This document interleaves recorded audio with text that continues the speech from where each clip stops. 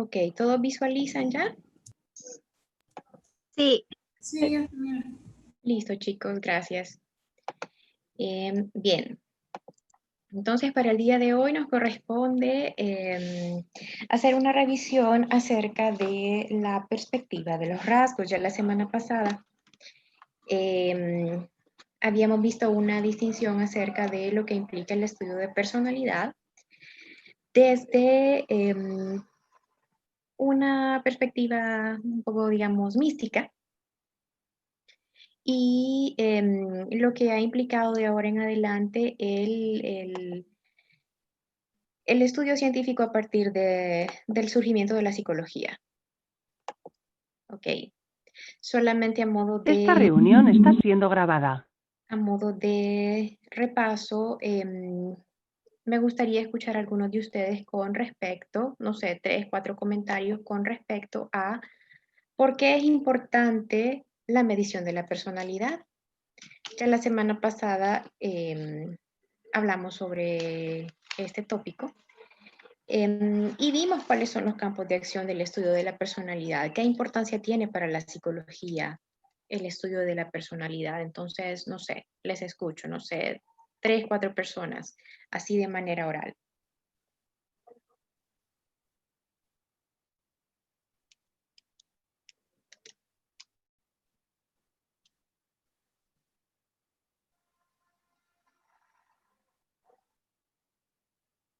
Chicos, chicas, ¿están por ahí?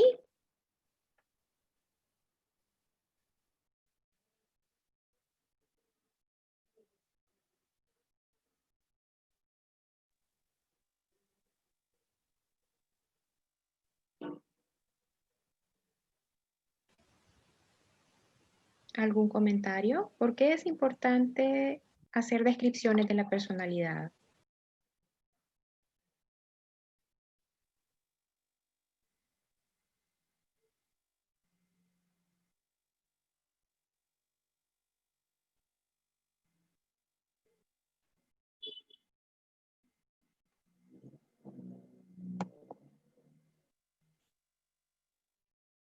Bueno, no sé si estamos teniendo problemas con el audio o hay dificultad con la presentación. Bueno, un comentario sobre describir la personalidad es que es una forma en la que nos pensamos o nos comportamos delante de la gente o justamente con nosotros mismos eh, a través de todo el paso del tiempo, ¿verdad? Y bueno, nos permite conocernos más y darnos a conocer mejor. Ok, permite conocernos más. Gracias, Rigoberto. Bueno, y tal como apunta usted, el hecho de conocer a un sujeto, vimos la semana pasada, indica de que, por ejemplo, a nivel de lo que es la psicología industrial, conocer la personalidad de un sujeto X para determinado cargo o para poder adecuarlo a una mejor área laboral, obviamente aprovechando las habilidades que tiene a nivel personal. Y la semana pasada estábamos hablando respecto a que la descripción de la personalidad no se queda solamente a nivel de una teoría, sino que realmente tiene aplicaciones prácticas y tiene utilidad pues en el trabajo, en el campo, bueno, a nivel organizacional, a nivel educativo, a nivel de psicología forense también. Entonces ya la semana pasada hicimos una descripción respecto a cuáles son esas hipótesis que hay respecto a la personalidad. Y lo que nos corresponde estudiar en este curso es respecto a personalidad medida por tipos, rasgos o factores. Decíamos que a través de tipos implica de que hay un sí o un no, ¿verdad? Es una variable cualitativa y generalmente son categorías excluyentes, ¿no? Dábamos el ejemplo la semana pasada respecto a una persona que puede ser o callada, ¿no? Que no le guste mucho hablar en público, o una persona que sea muy extrovertida, que sea parlanchina, como decimos, ¿verdad? Pero no puede ser ambas cosas. O es o no es. En la perspectiva de rasgos, los puntajes son variables continuas, es decir, que se le puede asignar una especie de porcentaje o una medición. Y una persona puede indicar en qué medida posee un rasgo. Y en este caso, son distintos los rasgos que yo puedo percibir internamente a lo que otras personas perciben en mí. De ahí la importancia de hacer mediciones y de elaborar test estandarizados. Y los factores que son también derivados, de hecho, de los rasgos, pero son un poco más específicos, en los que una persona puede escribir un puntaje numérico también, ¿verdad? Es una medición cuantitativa. Y una persona puede poseer varios factores en mayor o menor medida. Entonces, quien inicia con el estudio o las hipótesis respecto a la descripción de la personalidad desde la perspectiva de los rasgos fue, pues, este señor, Raymond Cattell, que en su capítulo, en su libro ustedes lo tienen en el capítulo número 7, si no me equivoco, en su texto de Cloninger. Entonces, Raymond Cattell observó que los aspectos de personalidad humana que son o han sido de importancia ya han sido registrados en lo esencial del lenguaje. Si yo les preguntara a ustedes en este momento que se describa en 3 palabras, no sé, ¿qué términos utilizarían? Describirse a sí mismo solamente con el uso de, ¿qué? 3 adjetivos. No sé si está por ahí Ani, Ani Berríos. ¿Cómo se describiría a sí misma? Yo me describiría como algo extrovertida. Algo, no totalmente. Bueno, sí, extrovertida, carismática y honesta. Bien, entonces usted identifica esas características o esas cualidades como algo que está implícito en usted. Veamos solamente un ejemplo más. Vamos a ver por acá otro de los participantes y está ya con audio Glenny Barahona.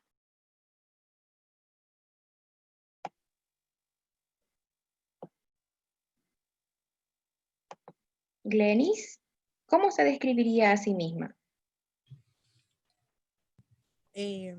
Honesta, divertida y extrovertida. Ok, bueno, y entonces ustedes pueden, cada uno de nosotros puede obviamente describirse a sí mismo, se supone, ¿verdad? Que somos los primeros que nos conocemos.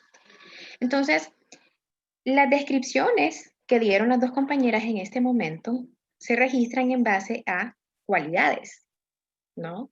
Yo puedo decir, soy honesta, divertida, soy extrovertida, o no, por todo lo contrario, soy una persona de temperamento fuerte, no me gustan las reuniones sociales, el ruido me estorba, etcétera, ¿verdad? Pero estoy utilizando básicamente lenguaje para describirme, estoy utilizando adjetivos calificativos. Entonces, de ahí parte lo que estos teóricos conocen como enfoque lexicográfico, que pretende derivar una descripción de la personalidad mediante el examen sistemático del lenguaje. Y por lo general lo que utilizamos, repito, es adjetivos calificativos. Yo digo si, no sé, fulanito es bueno o malo para jugar fútbol. Si, no sé, Juanito es bueno o malo al momento de preparar un platillo, ¿verdad? Si es bueno o malo para la cocina. Pero siempre estoy utilizando adjetivos para describirme a mí misma y para describir a otras personas, obviamente. Entonces, esta perspectiva de los rasgos inició precisamente de las inferencias que hizo Cattell. De hecho, hacia aquel momento, la psicología estaba más orientada al estudio directo de la conducta y a que eso tuviera una aplicabilidad más práctica, tanto dentro del contexto organizacional como educativo. Entonces, a este señor como que le hicieron un poquito de contrapeso. El intento por encontrar las dimensiones básicas de la personalidad ha motivado a distintos investigadores y a partir de eso han surgido diferentes ideas, ¿no? A partir de este enfoque de rasgos, más adelante, Cattell identificó 16 dimensiones y aparecieran unas pequeñas discrepancias que pueden utilizarse con respecto a lo que es cada enfoque, pero realmente cada uno de los teóricos brinda un aporte que es más como un complemento del anterior, ¿no? Ellos retomaron ideas que ya habían sido descritas en la antigüedad y ellos le dan una amplitud, ¿no? Y utilizan un sistema de medición más específico. Entonces, hasta este momento el estudio de la personalidad no ha llegado a un límite, ¿verdad? En el mismo texto ustedes van a encontrar que no hay un acuerdo sobre cuáles son las dimensiones fundamentales de la personalidad. Todavía hay mucho, mucho más que estudiar y obviamente los avances a nivel de lo que son los estudios genéticos, el estudio del sistema nervioso, dan mucho pie a seguir, planteándonos interrogantes, ¿no? Entonces, parece justo decir que sigue siendo un paradigma, ¿verdad? Y es un modelo a seguir, pero que todavía no tiene un límite. E inclusive hay algunas críticas con respecto a lo que es el estudio de la personalidad, porque realmente lo que hacemos cuando hacemos alguna especie de test o cuando tenemos que hacer una medición de personalidad, lo que hacemos es clasificar a las personas. Yo me puedo clasificar como tímida o me puedo clasificar como extrovertida.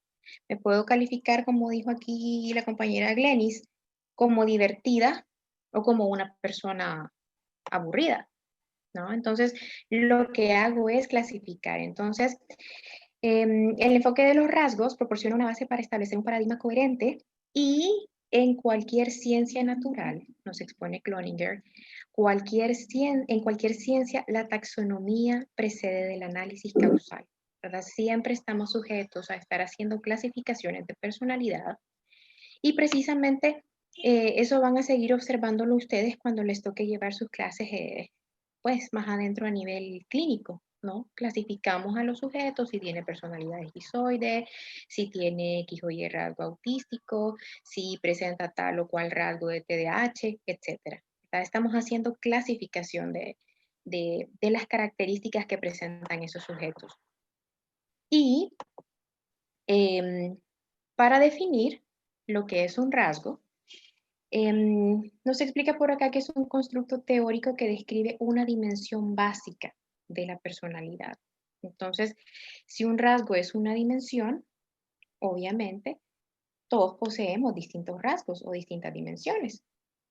Entonces, se difieren dos suposiciones básicas. Primero, en que hay diferencias individuales o características que son más o menos estables a través del tiempo y las situaciones, y los enfoques de rasgos que ponen énfasis en su medición por medio de test. En este punto, entonces, una de las primeras interrogantes que nos hacemos es, ¿realmente no sé, el escrito a través de una autobiografía o hacer una pregunta simple como el ejercicio que acabamos de hacer acá en la clase de descríbase en 3 palabras, será realmente suficiente para conocer a una persona? ¿O por el contrario, como opinan otros teóricos, se necesita de un estudio más exhaustivo a través de medición numérica, ¿verdad? De la aplicación de test. Entonces, básicamente ese es el punto en el que discreparon Alport. Ya vamos a ver por qué. Bueno, Gordon Alport, revisando un poquito de lo que es su biografía, hijo de un médico rural y una maestra de escuela, Sus padres esperaban que él fuera misionero, tuvo muy presente en su vida el aspecto religioso, obviamente, pero decidió seguir los pasos de su hermano y estudiar psicología. Pues tuvo éxito con respecto a estudios en ética social, em, fue maestro de inglés en Estambul y luego en su tesis doctoral empezó a interesarse en los rasgos de personalidad. Y como veníamos revisando hace poco, hasta ese entonces el estudiar la personalidad era un tema nuevo, porque los psicólogos estaban más interesados en el área clínica, ¿no? Estaban, para aquel entonces, era más descubrir cuáles eran los rasgos esquizoides, análisis de psicosis, depresión, etcétera, y dar un tratamiento clínico. Entonces, se daba un enfoque en el que la persona, el ser humano, podía ser o una persona sana o una persona enferma. Entonces, hasta este punto, la psicología estaba preocupada, obviamente, por las personas que tenían dificultades a nivel mental, no por los que estamos sanos.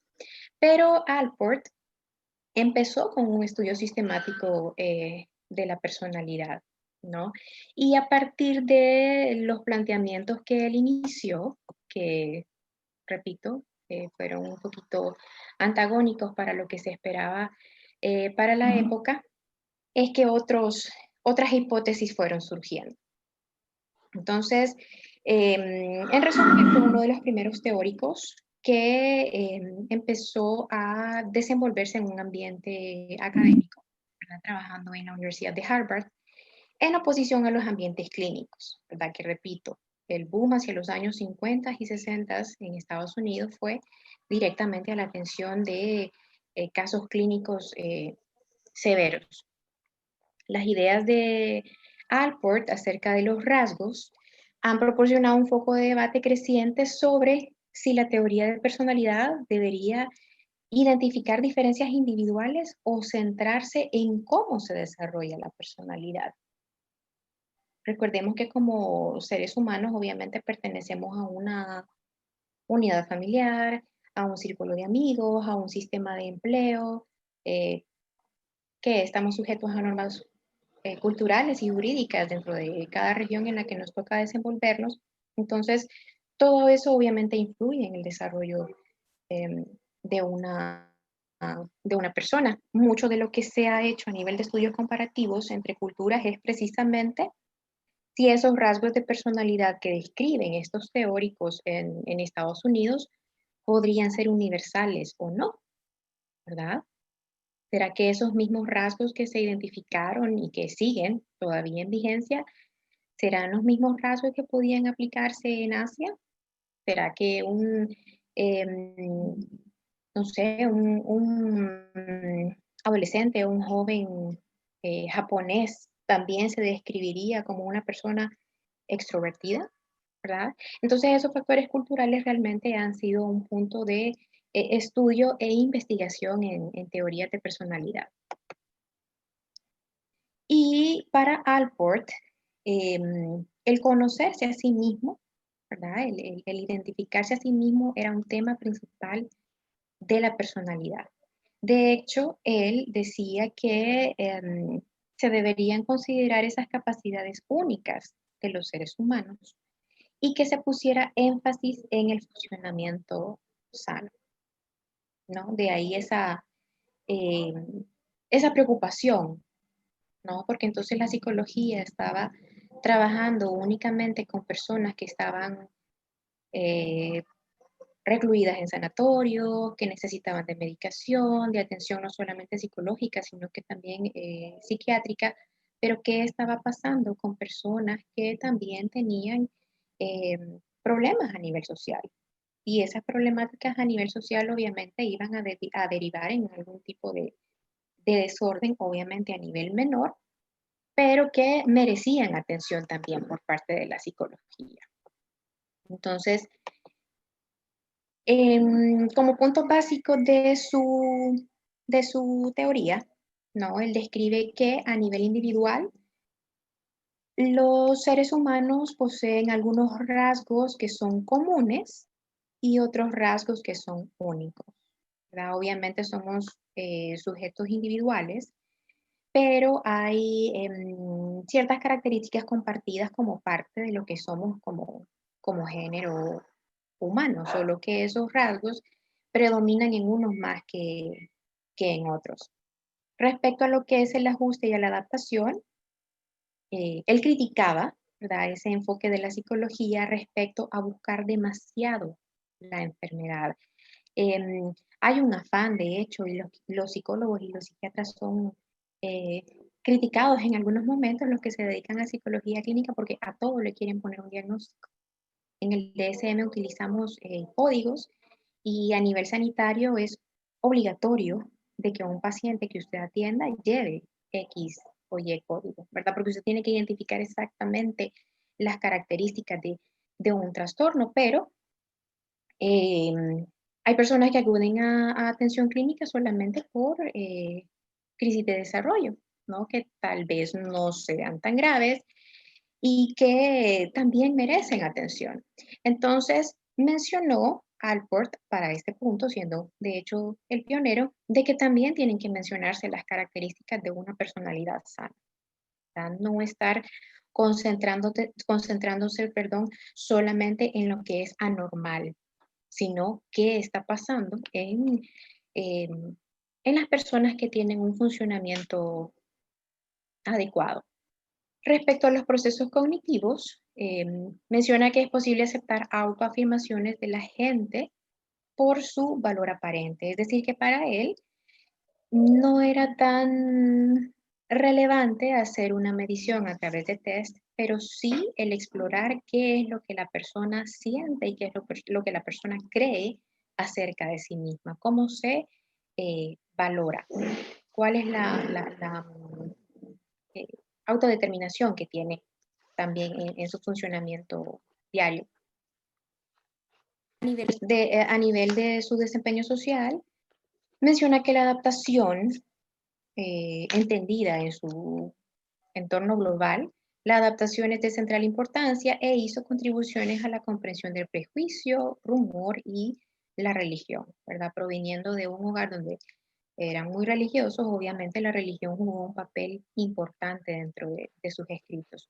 A nivel de influencias biológicas, menciona que toda la conducta es influida en parte por la herencia, pero hasta ese entonces no se especifica qué mecanismo. Obviamente no se contaba con los avances que tenemos hoy día, entonces solamente hace una inferencia a priori, ¿verdad? Algo muy, muy básico.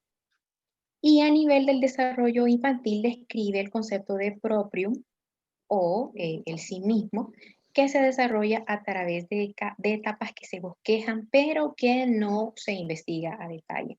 Entonces, una de las similitudes que vemos con otras teorías que ustedes ya estudiaron, como la de Sigmund Freud, es que obviamente el desarrollo de la personalidad, si bien es cierto, es dinámico y no cesa, sí tiene fundamento en la primera infancia.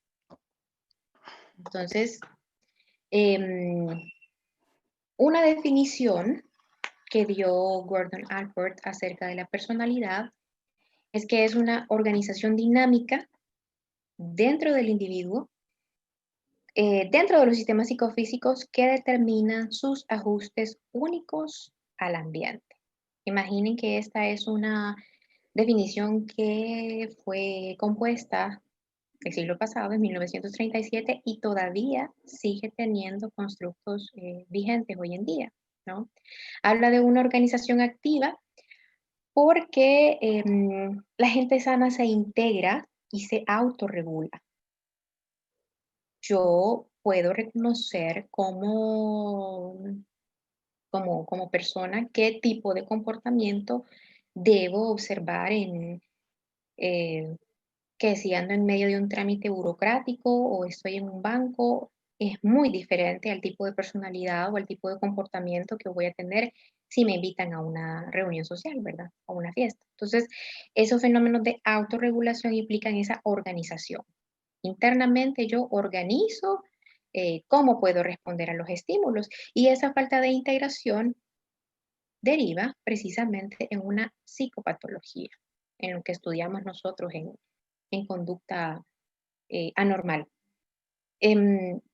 Menciona lo que son influencias biológicas y psicológicas, ¿verdad? Ya mencionamos arriba de que él no niega de que hay características heredadas, ¿verdad? El temperamento es heredable. Y precisamente una de sus frases es que ningún rasgo de personalidad carece de influencias hereditarias. Lo que somos como seres humanos proviene de la herencia que nos dejan nuestros padres a nivel genético. Y menciona que la personalidad es la causa de la conducta.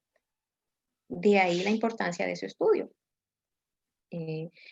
Nosotros observamos solamente de manera más o menos tangible, ¿verdad? O visible, mejor dicho, el comportamiento de los seres humanos, pero no podemos observar su interior. Pero a través de la observación sistemática de lo que esa persona desarrolla o ejecuta, es que podemos deducir qué es lo que está sucediendo a nivel interno. Entonces, la personalidad hace algo y es algo. O sea, él empezó a destacar cuál es la importancia de su estudio. Realmente es relevante para Allport el estudio de la personalidad. Y a partir de esas ideas y en rescatar la importancia que tiene el estudio de personalidad, él define que pueden haber rasgos individuales o rasgos comunes. Esos rasgos comunes los poseemos todos en mayor o menor grado y es un aspecto medible, mensurable. Y los rasgos individuales son poseídos por una sola persona. Es algo que es un sello distintivo que tenemos dentro de nuestra estructura de personalidad. Y ambos, tanto los rasgos individuales como los rasgos comunes, pueden ser inferidos a través del léxico, ¿verdad? Lo que vimos al inicio, a través del uso del lenguaje, a través de la conducta, a través de documentos y a través del desarrollo de mediciones o los famosos tests que tanto nos encantan. Entonces, hasta este momento, ¿verdad? Ya tenemos una definición específica de personalidad por parte de Allport, definir de que Allport hizo hincapié en no estudiar solamente a la persona enferma, sino también a la persona sana y en subdividir esos rasgos en rasgos individuales y rasgos comunes, ¿no? Ahora, otro ejercicio, no sé si voluntariamente o democráticamente, alguno de ustedes quiere participar explicando de qué manera se puede inferir la personalidad a través de la conducta o un ejemplo de cómo podemos describir la personalidad de un ser humano a través de su conducta. Podría, tal vez de un gesto que esta persona presente en una situación específica. ¿Un gesto como qué? Tal vez se podría decir que una persona es introvertida si muestra incomodidad al estar en un grupo de mucha gente. Bien, gracias Isabela, es correcto. Usted puede inferir si está en medio de una reunión social y mira que una personalidad extrovertida de un grupo que está ya platicando, etcétera, y un introvertido que lo que hace es que, no sé, se pone los audífonos y se pone a escuchar música, no habla con nadie, ¿verdad? Ese es un ejemplo. No sé si nos puede aportar un ejemplo. Cindy. Cindy Fuentes, ¿está por ahí? Licenciada. Diga. Mi nombre es María Fernanda. Estaba leyendo yo sobre la teoría de Allport y él habla acerca de la consistencia de la personalidad, que es sentido común que nos dice que si de la personalidad, que si es estable y que se hace que la gente se comporte de una manera consistente a lo largo del tiempo. Entonces, eso pues nos podría llegar a la idea, bueno, sugiriendo, ¿verdad? De que, permítame, hace que la gente cambie su conducta. ¿Podría ser una? Bueno, como yo entiendo, su idea es que sí, la personalidad es consistente, ¿verdad? Ya vimos de que los primeros años de vida tienen, pues son la base para lo que somos como sujetos. Y cuando menciona acerca de consistencia, es que no vamos a cambiar de la noche a la mañana, de un día para otro.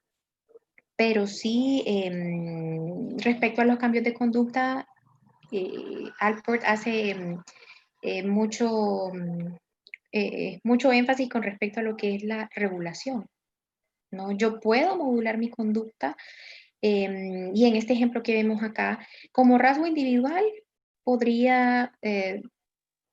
yo podría ser una persona que como rasgo individual tengo un temperamento muy irascible, pero en mi trabajo, no sé, me decidí a estudiar pedagogía y me dan primer grado y a mí de nada me va a servir andar enojada con los niños todos los días. Entonces, modulo mi conducta para poder desempeñar mi empleo, ¿no? Entonces, no es que abandono ese rasgo. Yo sigo siendo la persona con temperamento irascible, pero tengo que modular ese temperamento para poder, no sé, desempeñar bien mi empleo, de poder dar clase a niños de primer grado que son bien activos físicamente, ¿verdad? Entonces, a eso se refiere con eso de la consistencia, ¿verdad? Hay una consistencia, pero yo puedo regular, yo puedo regularme como persona. Bueno, y estaba con Cindy. Cindy no tiene audio o no está conectada. ¿Alguien más tiene? Ya, perdón. ¿Ya?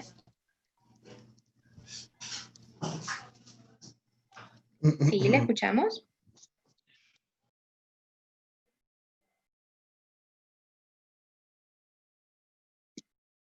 ¿Alguien más tiene comentario o pregunta? ¿Vamos bien hasta acá o algo no va quedando claro? Creo que hasta ahora todo está bien. Liz, yo sí tengo una pregunta. Mi parte. Diga, Diana. Sí, fíjese que aquí en esto de los rasgos me llama bastante la atención. Usted dijo que había un rasgo único y un rasgo común y quería saber si nos podía dar un ejemplo porque, digamos, como que hay rasgos únicos, que solo tenga una sola persona es bien difícil y más tomando en cuenta la influencia de los grupos. O sea, ¿de con qué personas nos llevamos? Generalmente tendemos a agarrar como las mismas mañas o cosas así. Sí, realmente que sí. Hay muchos rasgos que tenemos como seres humanos comunes y según el grupo social en el que nos desenvolvemos y precisamente por ese es el objeto de este ejercicio. Por ejemplo, bueno, no sé, en su caso, Diana, si usted se describe en 3 palabras, ¿cuáles serían? Bríndese 3 adjetivos que usted diga, ok, yo me conozco y sé que soy A, B, C. Formal, disciplinada y accesible. Ok.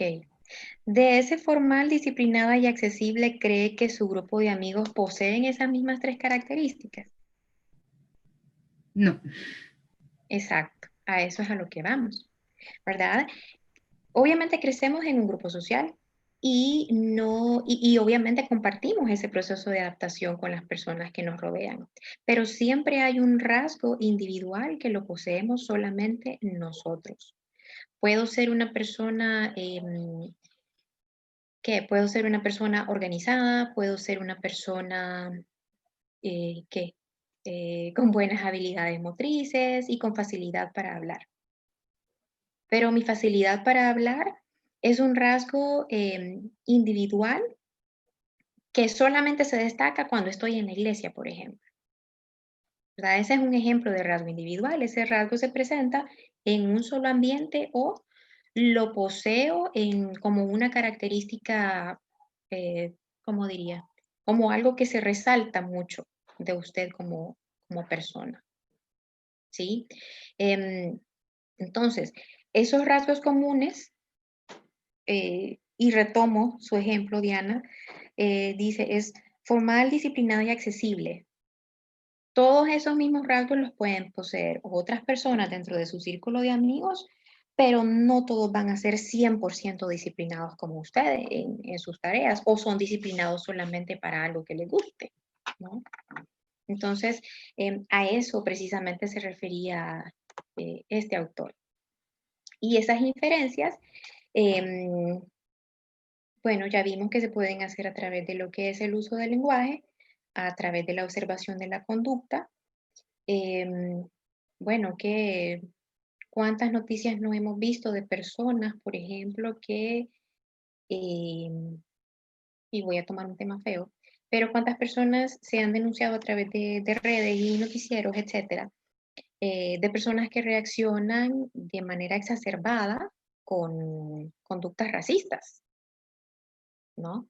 ¿Qué tipo de rasgo individual o común negativo tiene esa persona para que su conducta sea ofender a una persona que tiene piel oscura o a una persona que es latina y está en Estados Unidos de manera ilegal, etcétera? Entonces, ese tipo de inferencias se hace a través de documentos porque, bueno, en el libro ustedes tienen ejemplo de los tipos de análisis que estuvo realizando Alport, analizando comunicaciones, ¿no? Cartas. El hecho de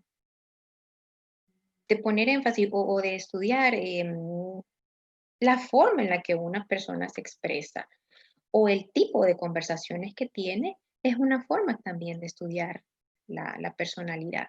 Y obviamente a través de los tests que son ya pruebas estandarizadas que tienen una validez y confiabilidad debido a todo el proceso que han llevado en su elaboración. Y bueno, tenemos por acá, bueno, respecto a la medición, como Alport tenía una formación muy a nivel como existencial, con la cuestión religiosa, él mencionaba que la consistencia perfecta nunca será encontrada y no debe esperarse. No era tan afecto al uso de cuestionarios o de test para medir la personalidad. Una, porque siempre existe la posibilidad de falsear datos, ¿verdad? Y eso lo sabemos. Entonces, para él había demasiada preocupación con respecto a lo que era la investigación y la metodología. O sea, perdón, la psicología estaba más preocupada en aquel entonces en desarrollar investigación y en desarrollar el mejor test posible, pero no estaba centrado en lo que pasaba a nivel interno en el sujeto. ¿Sí? Por eso dice, debería basarse más en la filosofía. Y esto lo retoma mucho, bueno, lo vamos a ver en la tercera unidad, pero es retomado a nivel del enfoque existencial, que no deja de lado la investigación, pero toma más en cuenta lo que es el aspecto interno del sujeto. Era poco entusiasta con respecto al uso de computadoras para hacer análisis de personalidad y pensaba que en el enfoque nomotético se perdía un poco esa cuestión de describir a nivel psicográfico, ¿no? Para él tenía mucho valor lo que una persona opinaba de sí misma, ¿verdad? Entonces, decía que la sobrevaloración de métodos llevaba a la metodolatría, ¿verdad? En la cita que le ponen ahí en el texto. Entonces, no centrarse tanto en el uso de test, sino en lo que está pasando en el sujeto. Bien. Ay, ya casi nos dan las 8 y solamente quiero retroceder un poquito. Esto ustedes ya lo tienen. Nos hemos atrasado porque, bueno, tuvimos clase el día 9, tuvimos clase el día 16 e igual vamos a tener sesión este lunes, perdón, ya tuvimos sesión hoy lunes y vamos a tener sesión el miércoles.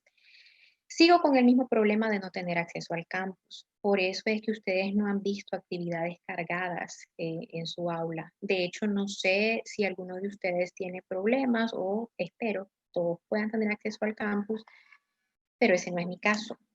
Yo llego esperando desde el 7 de septiembre que me activen mis aulas virtuales y no tengo ninguna. He mandado ya como 4 correos y no sé, no sé, tienen mucho trabajo los de la DGT. Entonces teníamos pendiente para esta semana, según la planificación del 20 al 22, la discusión en un foro y el desarrollo de un análisis crítico para la próxima semana. Ahora, comprendo que el estar en sesiones virtuales a veces resulta un poco, no sé, anormal, un poco incómodo. Entonces, dado de que no tenemos el espacio para poder hacer este foro, lo vamos a sustituir por participación oral.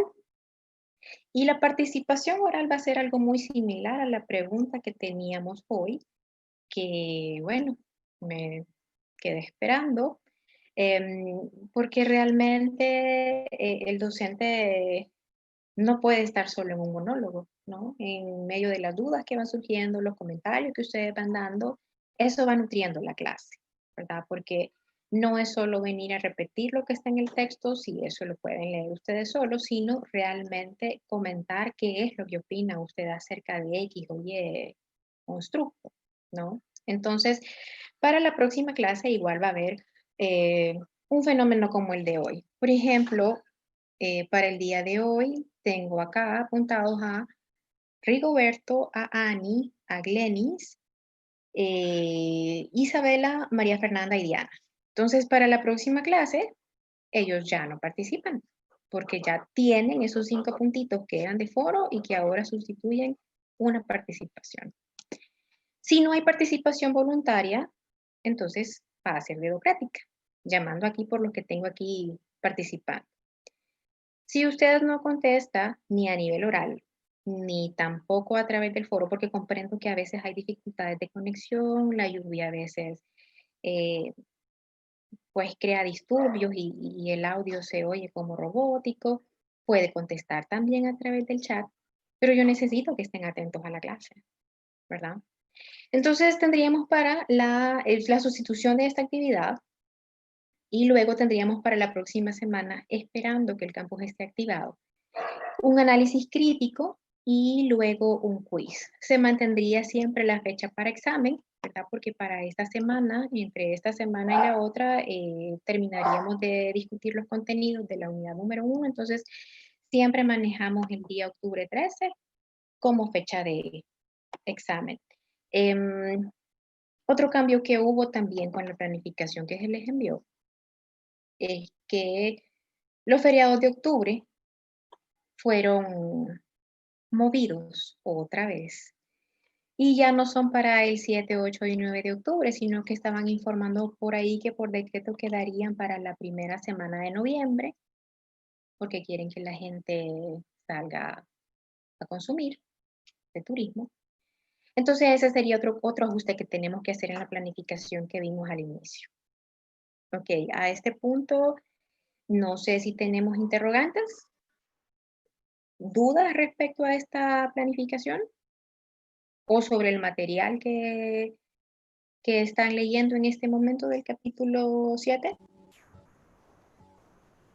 Yo tengo 2 preguntas y no van a preguntar nada a mis compañeros. Entonces, de la planificación no es del contenido. Diga.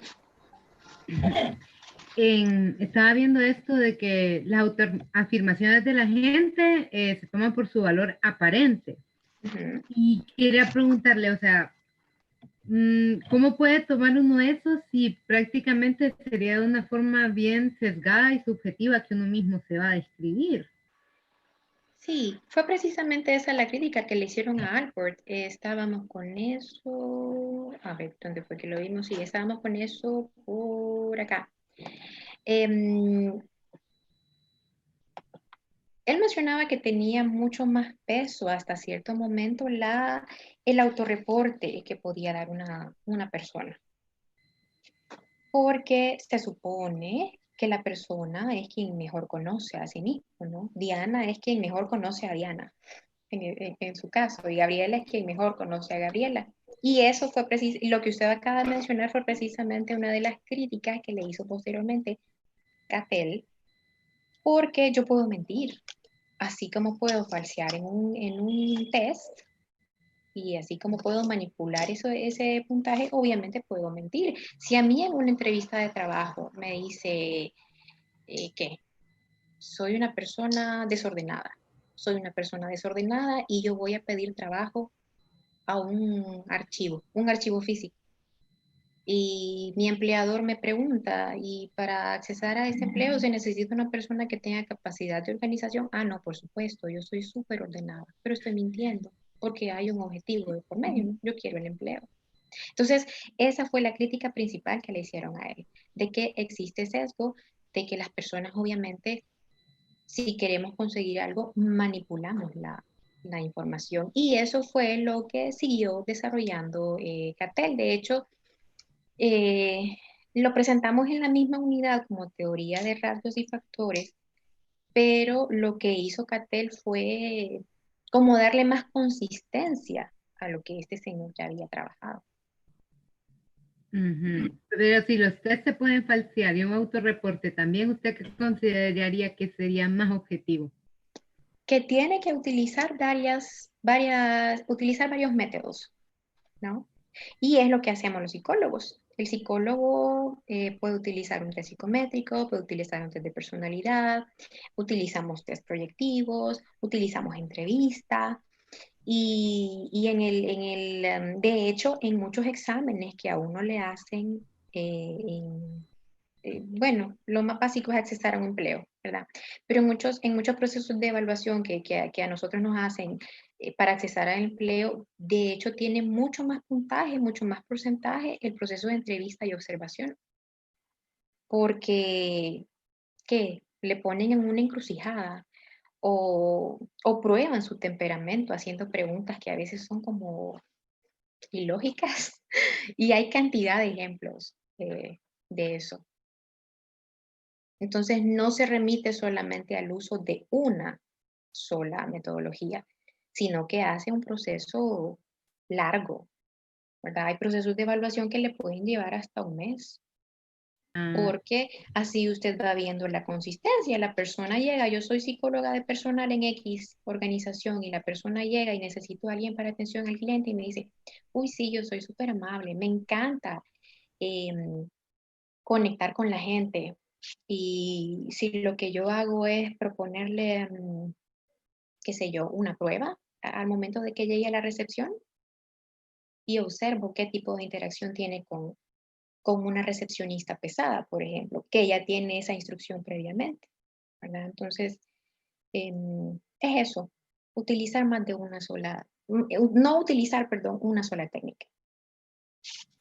Ok, y la última es que en esta falta de integración, o sea, cuando decimos la palabra integración, solo nos estamos refiriendo como a no saber comportarse en los lugares, en diferentes lugares. Falta de integración en... Porque hay una parte que dice que la falta de integración implica una psicopatología. Salió en uno de los cuadros, creo. Con respecto a lo que dice, sí, no solamente falta de integración, espérame, me voy a situar. Sería como falta de integración no solamente en su comportamiento, sino también en cómo se relaciona usted con otras personas. El proceso que nosotros tenemos a nivel de integrar personalidad implica también hacer una especie de, ¿qué? Discriminar en qué espacios puedo comportarme de A o B manera. Entonces, integrar implicaría sí el comportamiento a nivel social, pero también qué está sucediendo a nivel de mis emociones. Ok, esas eran mis preguntas, Lili. Gracias. Ok, Diana, gracias. Bueno, entonces nos quedamos un poquito a la mitad, nos hace falta un poco todavía. Y repito, quedamos en el acuerdo de que este ya no es foro, esta es participación oral, ¿verdad? Entonces, vayan leyendo el texto. Nos vamos a encontrar el próximo miércoles. Y para este viernes 25, si todavía no estuviera activado el campus, ustedes recibirían un correo, ¿verdad? El jueves por la noche para el desarrollo de este análisis crítico que obviamente yo les hago llegar la rúbrica a su correo institucional para que lo desarrollen y me lo entregan en el correo institucional porque ya son 2 semanas de atraso que tenemos y no nos podemos parar. Entonces, bueno, cerramos acá, jóvenes. No me resta más que desearles feliz noche. Y Licenciada. diga.